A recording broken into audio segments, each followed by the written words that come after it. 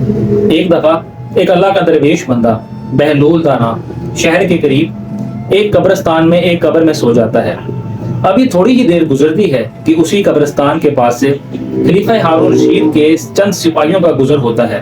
سپاہی جب بہلول کو قبر میں سویا ہوا دیکھتے ہیں تو وہ جا کر خلیفہ ہارون رشید کو بتاتے ہیں۔ خلیفہ سپاہیوں سے کہتا ہے کہ بہلول کو میرے سامنے پیش کیا جائے۔ جب بہلول کو بادشاہ کے سامنے پیش کیا جاتا ہے تو بہلول دانا بادشاہ سے سخت ناراضگی کا اظہار کرتا ہے۔ جب بادشاہ بہلول سے اس کی ناراضگی کی وجہ پوچھتا ہے تو بہلول کہتا ہے کہ بادشاہ تیرے سپاہیوں کی وجہ سے میرا بہت بڑا نقصان ہوا۔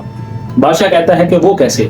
بہلول کہتا ہے کہ جب میں قبر میں سویا ہوا تھا تو میں ایک خواب دیکھ رہا تھا، اور اس خواب میں میری ایک بہت بڑی سلطنت تھی، میں ایک بہت بڑی ریاست کا مالک تھا، میری ایک بہت ہی مضبوط اور پائیدار حکومت تھی۔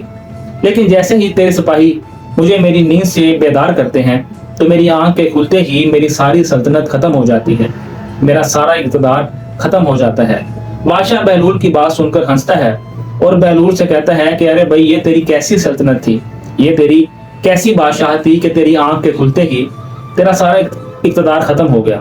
آگے سے بہلول ہنستا ہے اور بادشاہ کو مخاطب کرتے ہوئے کہتا ہے ارے بیوقوف بادشاہ، یہی تو میں تجھے سمجھانے کی کوشش کر رہا ہوں کہ یہ تیرا کیسا اقتدار ہے، یہ تیری کیسی حکومت ہے، یہ تیرا کیسا VIP پروٹوکول ہے کہ جو تیری آنکھ کے بند ہوتے ہی سب کچھ ختم ہو جائے گا۔ اسی لیے تو قرآن پاک میں اللہ تعالیٰ نے ارشاد فرمایا ہے کہ دنیا کی زندگی دھوکے کے سوا کچھ بھی نہیں۔ شکریہ۔